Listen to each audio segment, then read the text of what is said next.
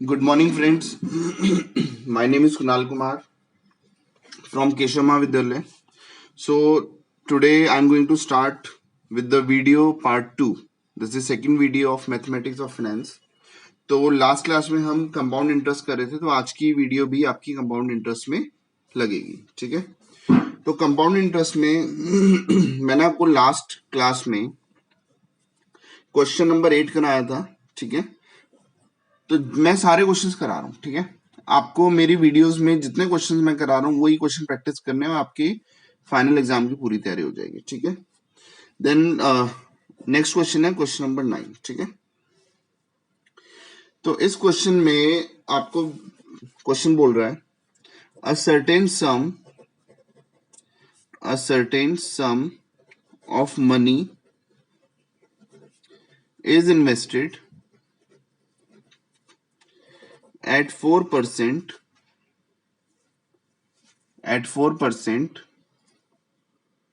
compounded annually.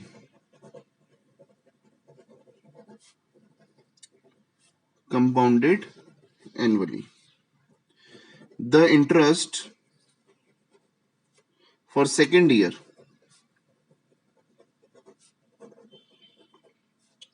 is rupees 25. Find the interest for the third year. Find the interest for the third year. ठीक है. तो ये आपका question है. ठीक है बच्चों. ये जो क्वेश्चन है इसको आपको ध्यान से पढ़ना है और फिर हम इसको सॉल्व करते हैं. ठीक है. How to solve it. देखो, अमाउंट एट द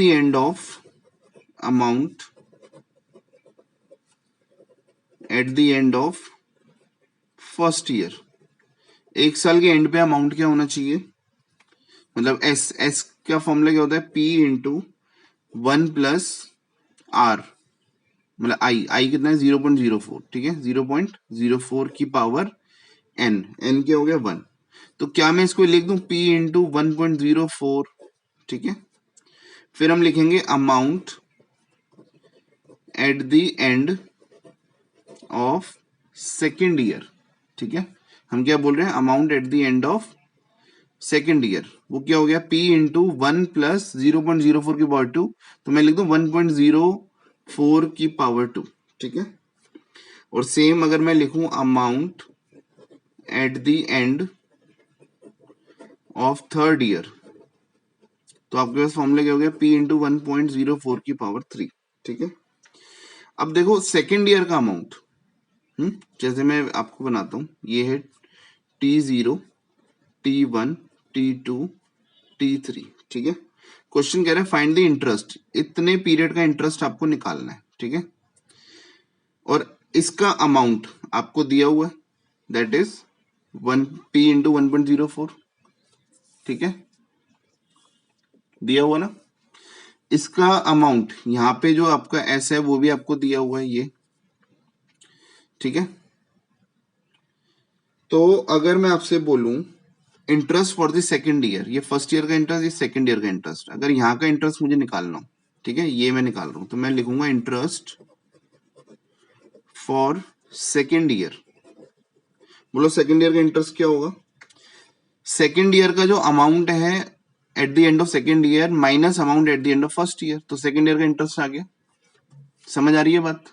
अगर यहाँ पे अमाउंट माइनस इसका अमाउंट कर दूं माइनस, तो क्या आएगा, interest for the second year का इंटरेस्ट आ जाएगा. तो आपका हो गया P 1.04 का स्क्वायर माइनस P इंटू 1.04. ठीक है. अब हम इसको सॉल्व करते हैं. ये मुझे इंटरेस्ट जो है वो गिवन है, कितना है 25 गिवन है. तो 25 is equal to P common आ गया, 1.04 कॉमन आ गया, तो अंदर बच गया 1.04 माइनस, और यहाँ पे क्या बच गया 1. ठीक है. तो ये हो गया 25 is equal to P into 1.04 into 0.04. ठीक है. तो ये आपके पास एक इक्वेशन आ गई. ठीक है. तो आपने इसको माइंड में रखना है. ठीक है. अब हमें निकालना है interest for the third year. ठीक है. मुझे क्या निकालना है, मुझे निकालना है interest for the third year. ठीक है. तो इंटरेस्ट फॉर थर्ड ईयर, उसका फॉर्मूला क्या हो गया, जैसे अभी आपने सेकेंड ईयर का करा था. ठीक है. जैसे अभी आपने सेकेंड ईयर का करा था, ठीक है, सेकेंड ईयर का क्या करा था, interest for the third year minus interest for the second year, है ना, थर्ड ईयर का सॉरी थर्ड ईयर के अमाउंट में से सेकेंड ईयर का अमाउंट माइनस कर दो, ठीक है, थर्ड ईयर का अमाउंट क्या हो गया, p इंटू 1.04 की पावर 3 माइनस p इंटू 1.04 की पावर 2, ठीक है, इसका अमाउंट माइनस इसका अमाउंट ये है माइनस t2 का अमाउंट ये है, राइट। तो चलो अब इसको हम सॉल्व करते हैं, ठीक है, तो इसको अगर मुझे निकालना है तो p कॉमन आ गया, 1.04 का स्क्वायर कॉमन आ गया, तो अंदर बच गया 1.04 माइनस 1, ठीक है, तो ये बच गया p इंटू 1.04 स्क्वायर और ये हो गया 0.04। Is that clear? ठीक है, अब इसको मैं ऐसे ले सकता हूँ, p इंटू 1.04 इंटू 0.04 और ये स्क्वायर था तो इसका एक 1.04 इधर लिख दिया, एक 1.04 इधर लिख दिया, कोई दिक्कत तो नहीं है।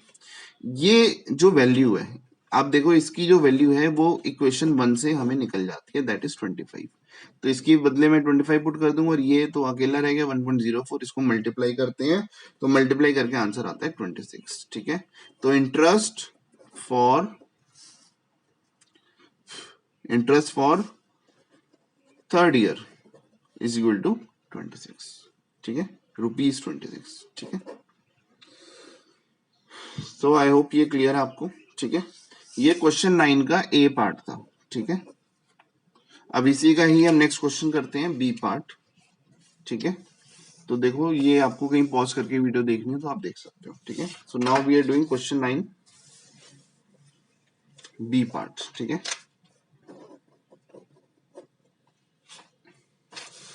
ये क्वेश्चन कहता है a sum of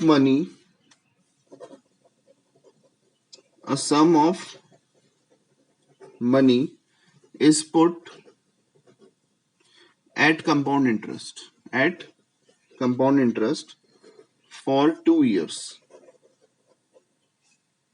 at 20% per annum. It would fetch, क्या लिखा हुआ है, it would fetch ₹482 more, ठीक है, if the interest were payable half yearly than if it were payable yearly, ठीक है। तो बच्चों मैंने आपको स्टार्टिंग में क्या समझाया था, अगर सेम क्वेश्चन होता है और अगर उसका ईयरली आंसर जो आएगा, अगर हम उसको कंपेयर करते हैं सेम क्वेश्चन को हाफ ईयरली के हिसाब से, तो हाफ ईयरली का आंसर ज्यादा आएगा, ठीक है। तो ये कह रहे हैं अगर इंटरेस्ट को, सब क्वेश्चन सेम है, अगर इंटरेस्ट को ईयरली के बदले में हाफ ईयरली ले लेता हूं तो क्या होगा, 482 ज्यादा आएगा जो आपका अमाउंट है, ठीक है। तो चलो इसको सॉल्व करते हैं। ये कह रहे हैं फाइंड दी सम, ठीक है, फाइंड दी सम मतलब कितने पैसे को हम डालें कि वो 2 साल बाद 20% के हिसाब से ईयरली के कंपैरिजन करें तो हाफ ईयरली में वो 482 ज्यादा अर्न करेगा, ठीक है। चलो इस क्वेश्चन को हम सॉल्व करते हैं। तो ये क्वेश्चन कह रहा है, हमने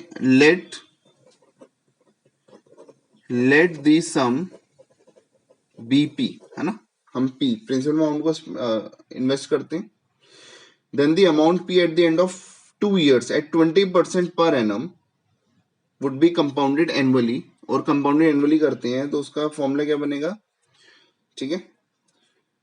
तो अमाउंट का फॉर्मूला क्या हो गया, p इंटू 1 प्लस 0.20, ठीक है, eight the end of 2 years। तो ये फॉर्मूला था हमारे पास, तो ये वैल्यू हमारे पास आई p इंटू 1.20 का स्क्वायर।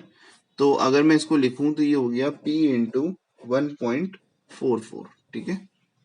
ये एनुअली के हिसाब से, ये किसके हिसाब से है, एनुअली के हिसाब से, राइट। अब मुझे सेमी एनुअली के हिसाब से निकालना है, ठीक है।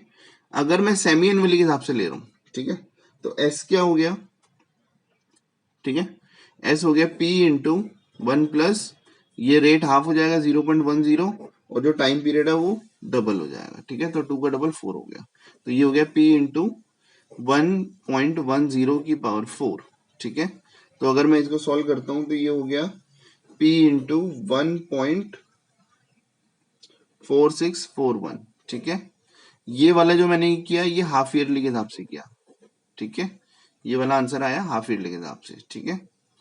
अब ये जो क्वेश्चन कह रहा है, क्वेश्चन कह रहा है कि हाफ ईयरली का जो आंसर होगा वो ईयरली से 482 ज्यादा होना चाहिए। तो देखो हाफ ईयरली का जो एस है, ठीक है, हाफ ईयरली का जो एस है, मतलब मैं इधर लिख दूं S of half yearly is equal to S of yearly plus 482, ठीक है।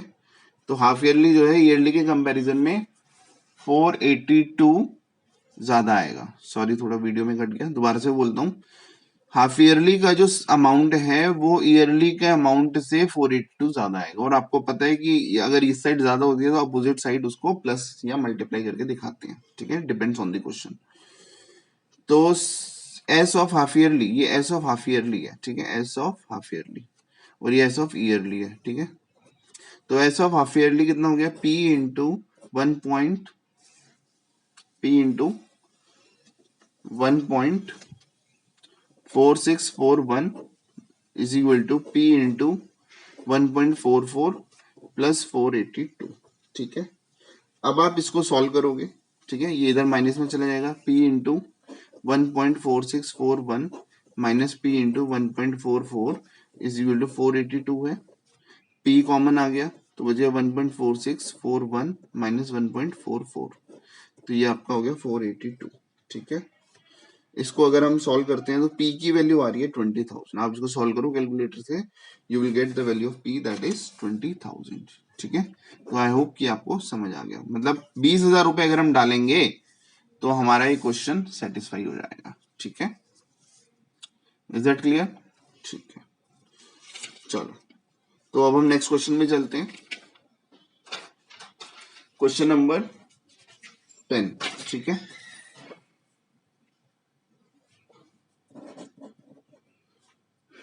नेक्स्ट क्वेश्चन क्या कहता है, कंपाउंडेड। मैं आपको पहले कंसेप्ट बताता हूँ। कंपाउंडेड कॉन्टिन्यूसली, अभी तक आपने पढ़ा compounded yearly, compounded half yearly, compounded quarterly, compounded monthly, ठीक है। और अगर मैं इनफाइनाइट टाइम्स तक पीरियड को छोटा कर दूं तो उसको बोलते हैं कंपाउंडेड कॉन्टिन्यूसली, कंपाउंडेड कॉन्टिन्यूसली। उसमें अगर मुझे अमाउंट निकालना है, फ्यूचर वैल्यू निकालनी है, तो उसका फॉर्मूला होता है पी ई की पावर आर इंटू टी। आपको ये फॉर्मूला याद रखना है। ये फॉर्मूला किसका है, जब कंपाउंडेड कॉन्टिन्यूसली केस हो, ठीक है। जैसे मैंने आपको बताया सेम क्वेश्चन है, ईयरली का आंसर कुछ होगा, हाफ ईयरली का उससे ज्यादा होगा, मंथ क्वार्टरली का उससे और ज्यादा होगा, मंथली का उससे और ज्यादा होगा। और अगर मैं बहुत ज्यादा लालची बनूं और मैं बहुत छोटे छोटे छोटे छोटे पीरियड में बांट दूं, इनफाइनाइट टर्म्स तक, इनफाइनाइट पीरियड्स तक, ठीक है, तो उसको बोलते हैं कंपाउंडेड कॉन्टिन्यूसली। तो उसके लिए हमारे पास ये फॉर्मूला है, ठीक है। तो चलो एक क्वेश्चन हम उठाते हैं।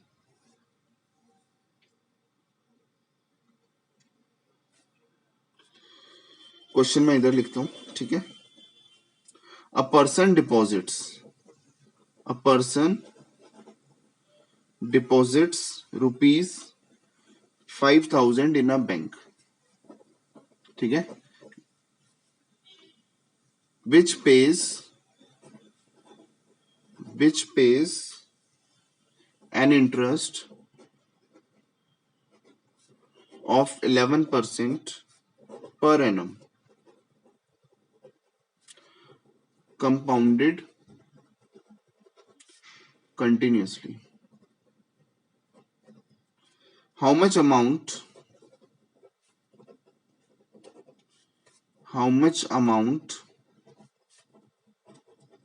will be in his account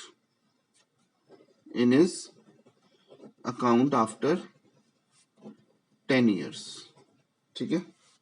तो 10 साल बाद कितने रुपए होने चाहिए, ठीक है।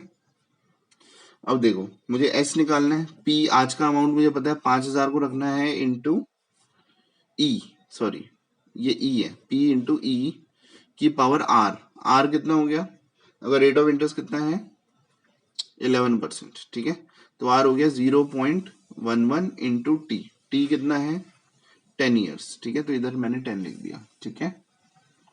तो ये हो गया एस इज इक्वल टू 5000 ई की पावर 1.1, ठीक है। अब जो ई की वैल्यू है बच्चों, ये ई की वैल्यू आपको पीछे एक टेबल है, मैं टेबल दोबारा से आपको दिखाता हूँ। ये आपको अगर हम पीछे आपकी बुक के पीछे आप टेबल देखोगे तो एक ई की टेबल भी दी हुई है, ठीक है।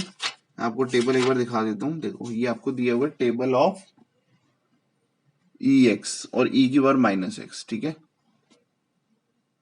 तो यहाँ पे अगर आप टेबल में देखते हो तो आपको बहुत आसानी से पता लग जाएगा कि ई की पावर 1.1 की वैल्यू क्या है। तो अगर मैं टेबल में देखता हूं तो ई की पावर 1.1 की जो वैल्यू है वो आपको पता लग सकती है, बट क्वेश्चन को हम दूसरे तरीके से भी कर सकते हैं, ठीक है। जैसे क्वेश्चन को करा हुआ है एंटी लॉग से, तो मैं आपको एंटी लॉग के तरीके से भी सिखा देता हूँ सो दैट कि आपको एंटी लॉग निकालना आ जाए, ठीक है। चलो, ये एस कितना दिया हुआ है, ये दिया, ठीक है। अब दोनों तरफ हम अप्लाई करते हैं लॉग, तो log S is equal to log 5000 into ई की पावर 1.1, ठीक है। अब लॉग एम इंटू एन का फॉर्मूला क्या होता है, log m plus log n, ठीक है। अब लॉग 5000 की वैल्यू क्या होगी, ठीक है, इधर लॉग एस है, लॉग एस, और लॉग 5000 की वैल्यू आपके पास आ रही है 3.6990। लॉग निकालना मैं पुरानी वीडियो में सिखा चुका हूँ, तो आपको आई होप कि आता है। और ये लॉग एम की पावर एन होता है एन लॉग एम, और लॉग ई की वैल्यू आपको लर्न करनी है। लॉग ई की वैल्यू होती है 0.4343, ठीक है, ये आपको याद रखना है।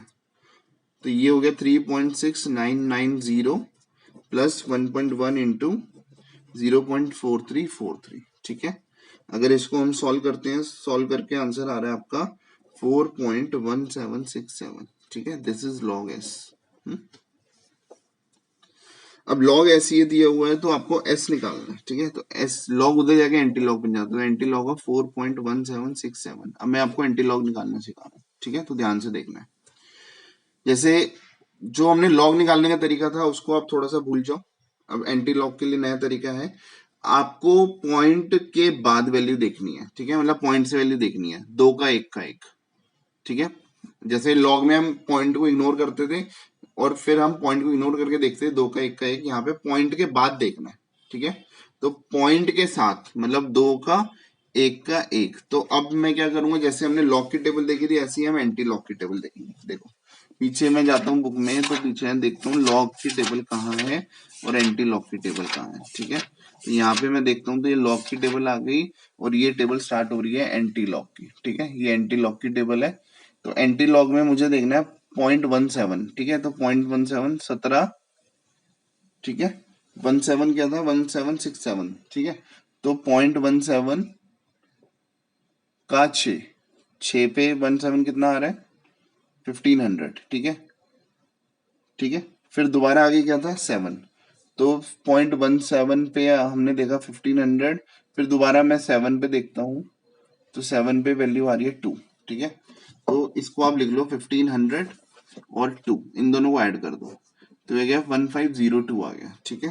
कितना आ गया 1502। अब आप इसको लिख दो 1502, इधर लिख दो, ठीक है। अब आपने क्या देखना है, पॉइंट से पहले वैल्यू ऑफ द डिजिट क्या है। देखो लॉग में हम देखते थे नंबर ऑफ डिजिट्स, अब पॉइंट से पहले आपको वैल्यू ऑफ डिजिट देखनी है, क्या है 4, उसमें 1 ऐड कर देना है। ये 1 हमेशा कांस्टेंट रहेगा चाहे कुछ भी हो ये, ठीक है। तो 4 में 1 ऐड किया तो क्या हो गया 5, ठीक है। अब आपको डेसिमल ऐसी जगह लगाना है कि डेसिमल से पहले 5 डिजिट हो, कि डेसिमल से पहले 5 डिजिट हो, ठीक है। लेकिन यहाँ तो 4 ही डिजिट है, तो इसको 5 डिजिट बनाने के लिए इधर 0 लगाऊं या इधर 0 लगाऊं। अगर मैं इधर 0 लगाता हूँ तो 4 डिजिट ही रही, तो इधर डिजिट 0 लगाया तो 5 डिजिट बन गई, फिर इधर डेसिमल लगा दूंगा, ठीक है। और बाद में डेसिमल के बाद 0 ही है तो उसका मतलब कुछ लगाने की जरूरत नहीं है। तो ये आपका जो आंसर हो गया ये एंटी लॉग है। तो एस इज इक्वल टू कितना हो गया 15, ये रुपीज है, रुपीज 1502, ठीक है। अप्रोक्स वैल्यू आ गई, समझ आ गया बच्चों। ये जो एंटी लॉग निकालने का तरीका है आपको इसको माइंड में रखना है। ये वीडियो बनाई हुई है जिससे आप बार बार इसको रिवाइंड कर करके सुन सकते हो, ठीक है। तो लॉग भी निकालना आ गया आपको, एंटी लॉग भी निकालना आ गया, नहीं तो पीछे से ई की टेबल भी आपको दी हुई है, उससे भी आपको डायरेक्ट वैल्यू निकल जाएगी, ठीक है। और बार बार बोल रहा हूँ, टेबल्स आपको सेंटर पे आपके प्रोवाइडेड होती है। अगर आपको टेबल नहीं मिली तो आप अपने इन्विजिलेटर से कह सकते हो कि हमें टेबल दो, ठीक है। और फिर आप टेबल यूज करके आप वैल्यू निकाल सकते हो, ठीक है। तो चलो अब हम नेक्स्ट क्वेश्चन स्टार्ट करते हैं। तो नेक्स्ट क्वेश्चन क्या रहा है, ठीक है। नेक्स्ट क्वेश्चन कह रहा है, ध्यान से सुनना है। अ नेशनल सेविंग सर्टिफिकेट, ठीक है, cost ₹15 and realises ₹20 after 10 years. After 10 years, find the rate of interest. Find the rate of interest involved when it is added. First part है ईयरली और सेकंड पार्ट है continuously. Compounded yearly, compounded continuously, ठीक है।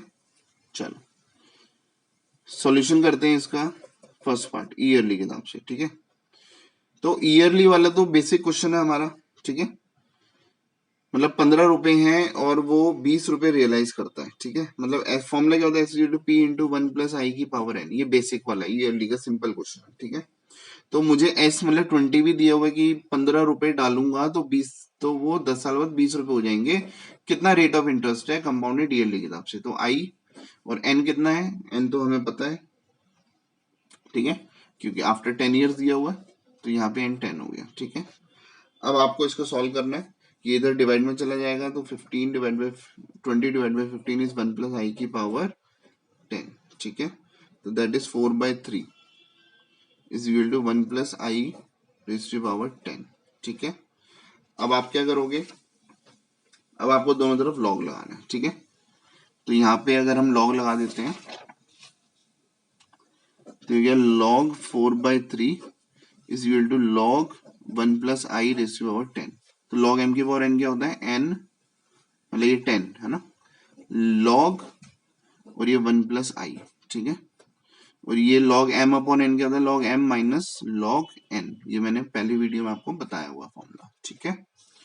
तो अगर हम इसको follow करते हैं तो log 4, सर अब log 4 कैसे देखेंगे, आप ये मान के चलो ना 4.000 ऐसे है, तो आपको पीछे log की टेबल में 40 का जीरो देखना है। अब नेक्स्ट टेबल में जीरो होता ही नहीं तो कोई नहीं, 40 का जीरो देखो, जो वैल्यू होगी that would be your answer, ठीक है। और फिर पॉइंट से पहले एक डिजिट है तो 1 - 1 तो 0, तो जो भी आंसर आएगा 0 पॉइंट आपका आंसर आएगा, ठीक है। तो मैं आपको डायरेक्ट आंसर यहाँ पे लिख के दिखा रहा हूँ। तो इसका जो आंसर है दैट इज 0.6021 माइनस log 3 की वैल्यू आ रही है 0.4771, ठीक है। और ये 10 नीचे डिवाइड में ले जाते हैं, ठीक है, 10 नीचे डिवाइड में चला गया तो हो गया log 1 + I, ठीक है।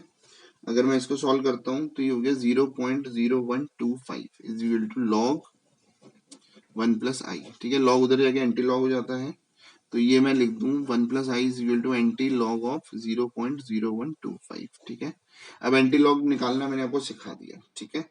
तो अब आप क्या करोगे, पॉइंट को इग्नोर नहीं करना, तो 0.01 पे 2 पे 5 जो वैल्यू आई ऐड करो, ऐड करके आपकी जो वैल्यू आ रही है उस वैल्यू में आपने देखना है पॉइंट से पहले वैल्यू क्या है, 0, तो 0 + 1 करेंगे तो 1, तो एक डिजिट बाद ही आपका वो आंसर आना चाहिए, ठीक है। तो इसका मतलब जो इसका एंटी लॉग आया वो आया 1.0292, ठीक है। और ये हो गया 1 + I, तो the value of I is 0.292, ठीक है, 0.0292 है, ठीक है। तो अगर मैं इसको देखूं परसेंटेज में लिखूं तो आई की वैल्यू हो गई 2.92%, ठीक है। तो परसेंटेज में इसकी वैल्यू आ गई 2.92%। ठीक है, चलो ये तो हमारा ईयरली वाला क्वेश्चन था। अगर मैं इसी क्वेश्चन को कंपाउंडेड कॉन्टिन्यूसली वाला पार्ट करता हूँ तो ठीक है, तो कंपाउंडेड कॉन्टिन्यूसली में क्या हो जाएगा हमारे पास, सेकेंड पार्ट था ना कंपाउंडेड कॉन्टिन्यूसली, तो एस इज इक्वल टू क्या होता है, ई पी ई की पावर आर टी। तो एस कितना दिया हुआ है 20, ठीक है, पी कितना दिया हुआ है 15, ई आर कितना दिया हुआ है, आर हमारे पास कितना दिया हुआ है, आर तो हमें पता ही नहीं है, ठीक है, और टी कितना दिया हुआ है 10, तो 10 इंटू आर। ठीक है, इसको भी अगर हम सॉल्व करते हैं तो 4/3 इज इक्वल टू ई की पावर 10 आर। ठीक है,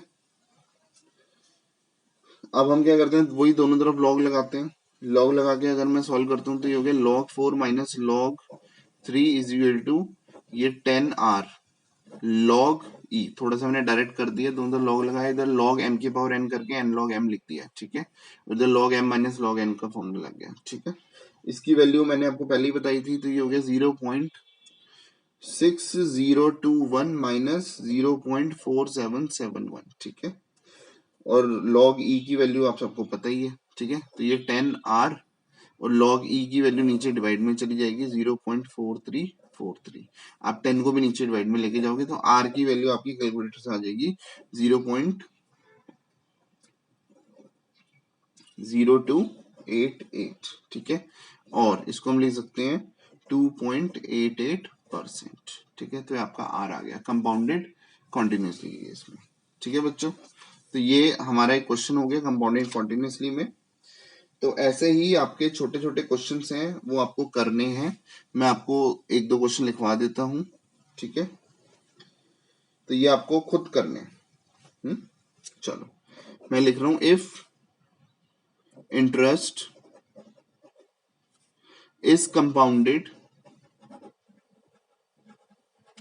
continuously at an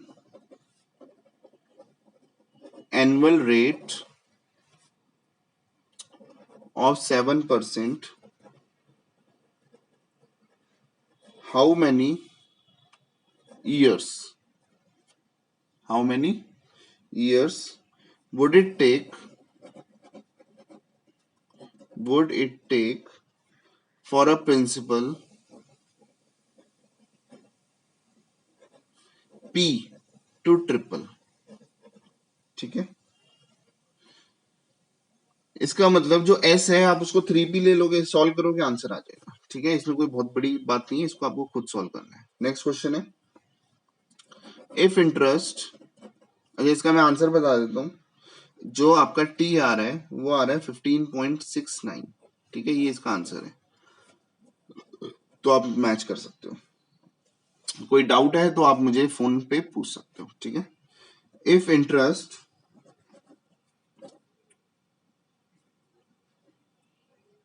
is compounded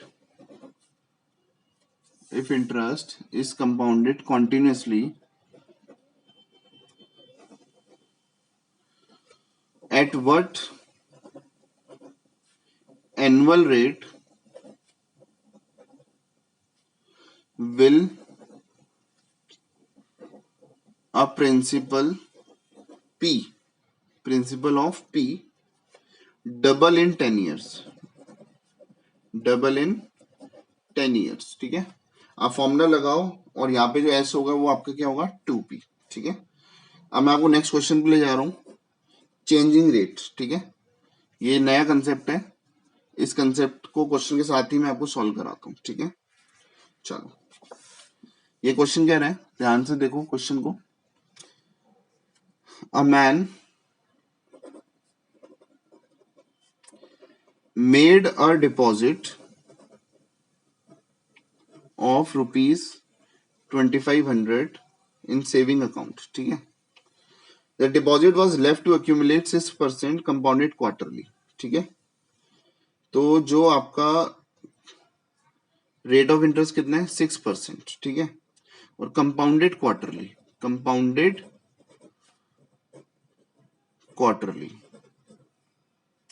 for first 5 years, मतलब शुरू के 5 साल के लिए कंपाउंडेड क्वार्टरली है, ठीक है। शुरू के 5 साल के लिए 6% कंपाउंडेड क्वार्टरली है, फिर 8% है कंपाउंडेड सेमी एनुअली फॉर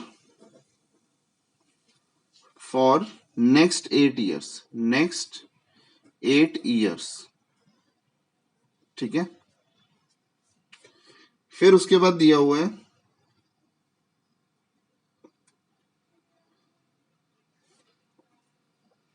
तो आपके कितने साल हो गए, 5 और 8 13 साल हो गए, ठीक है। तो क्वेश्चन कह रहा है find the compound amount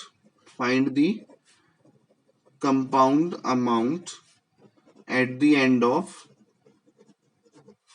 13 years, ठीक है। चलो मैं इसको सॉल्व करके दिखाता हूँ।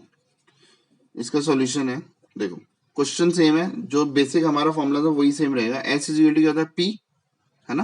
पी कितना है 2500 इंटू 1 + i की पावर n, यही होता है। आई पहले केस में कितना है 6%, पहले केस में कितना है 6%, 6% मतलब 0.06, 0.06 को आप डिवाइड बाय 4 करो क्योंकि कंपाउंडेड क्वार्टर लिया, तो ये हो गया आपका 0.015, ठीक है। और ऊपर 5 years है तो 5 into 4 तो कितना हो गया 20, ठीक है। फिर इसी के आगे मल्टीप्लाई करेंगे इसके लिए, तो ये हो गया 1 अगला क्या था कंपाउंडेड सेमी एनुअली, राइट। तो 1 + सेमी एनुअली मतलब 8% डिवाइड बाई 2, तो ये हो गया 0.04, ठीक है। और पावर 8 इंटू 2, तो 8 2 से कितना हो गया 16। अब आपको कुछ नहीं करना, जो अमाउंट की टेबल थी जो हमने फर्स्ट मैंने आपको बताया ना, कंपाउंड इंटरेस्ट में जो अमाउंट की टेबल होती है उसमें इसका और इसका कॉम्बिनेशन देखोगे तो इस डब्बे की वैल्यू आ जाएगी, जैसे हम वैल्यू देखते थे पहली टेबल में। इसका और इसका कॉम्बिनेशन देखोगे तो आपको इस पूरे डब्बे 2 की वैल्यू आ जाएगी, ठीक है। फिर आप इसको सॉल्व कर सकते हो 2500 इंटू इसकी जो वैल्यू आ रही है मैं आपको बता देता हूँ 1.34685, और इसकी जो वैल्यू आ रही है वो आ रही है 1.87298। तो ये जो आंसर आ रहा है ये आ रहा है ₹6306.55 approx. So this is your answer, ठीक है। आई होप कि आपको समझ आ रहा है। ऐसे ही इसका एक लास्ट क्वेश्चन और कराता हूं मैं, फिर ये आपका कंपाउंड इंटरेस्ट का खत्म है, ठीक है। इसके ज्यादा आपको करने की जरूरत नहीं है, तो आप अगर ये भी कर लेते हो तो आपको और ज्यादा प्रैक्टिस की जरूरत नहीं है, ठीक है। चलो तो नेक्स्ट क्वेश्चन मैं आपको बता रहा हूं। मिस्टर एक्स डिपॉजिटेड ₹10,000, उसने 10,000 रुपये डिपॉजिट करे हैं, ठीक है। तो शुरू में क्या है 6% है compounded half yearly, compounded half yearly for first year, ठीक है, फॉर फर्स्ट ईयर, ठीक है। फिर क्या रेट दिया हुआ है, फिर 12% का रेट दिया हुआ है compounded quarterly for second year, ठीक है। फिर क्या रेट दिया हुआ है, फिर 10% दिया हुआ है कंपाउंडेड कॉन्टिन्यूसली, ठीक है, ड्यूरिंग थर्ड ईयर केवल 3 साल का डेटा दिया हुआ है, ठीक है। तो आपको बैलेंस निकालना है, find the balance after 3 years, find the balance after 3 years, is that clear. चलो तो अगर मुझे एस निकालने से फॉर्मूला क्या हो गया 10,000 पी इंटू 1 + आई कितना हो गया हाफ ईयरली है, तो ये हो गया 0.03 की पावर, क्योंकि एक ही साल है तो 1 इंटू 2, तो ये 2 हो गया, ठीक है। अगला क्या हो गया 1 + इसको डिवाइड बाय 4 करेंगे, ठीक है। तो ये भी हो गया 0.03 की पावर, और ये 1 क्योंकि एक ही साल है, सेकेंड ईयर मतलब एक साल है, और इंटू 4, तो ये 4 हो गया, इंटू ई की पावर आर टी, क्योंकि कंपाउंडेड कॉन्टिन्यूसली में S is equal to P E की पावर आर टी होता है, पी तो सब में सेम रहेगा, ठीक है। ये इधर आ गया, आर कितना है, आर है हमारा 10%, टी क्या है 1, तो ये हो गया 0.10 इंटू 1, तो इसलिए 0.10 ही रहा। अब आपने क्या करना है, इसकी वैल्यू टेबल में देखोगे, इसकी वैल्यू टेबल में देखोगे, इसकी वैल्यू भी पीछे टेबल में देखोगे, तो आपका आंसर आ जाएगा। ठीक है, मैं आपको वैल्यूज लिख के दिखा देता हूं, जिससे आप अगर टेबल देखो तो आपका आंसर मैच हो जाए। तो ये हो गया,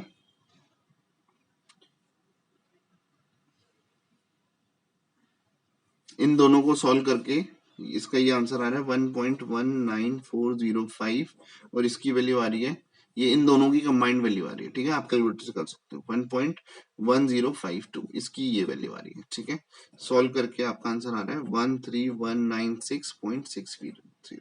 ठीक है, 64। तो ये आपका चेंजिंग रेट वाले क्वेश्चन मैंने करा दिए। ठीक है, so this was your compound interest questions. ठीक है, सो अगर आपको बच्चों किसी भी चीज में डाउट आता है तो I am Kunal Kumar from Keshav Mahavidyalaya. ठीक है, where education plus passion is equal to Edupassion. Got it. चलो, तो अब हम मिलते हैं नेक्स्ट क्लास में। तो नेक्स्ट क्लास में मैं आपके साथ आता हूँ नेक्स्ट वीडियो में, वीडियो नंबर 3 में। ठीक है, जो होगा हमारा नॉमिनल एंड इफेक्टिव रेट के ऊपर। ठीक है, चलो, thank you, see you, bye.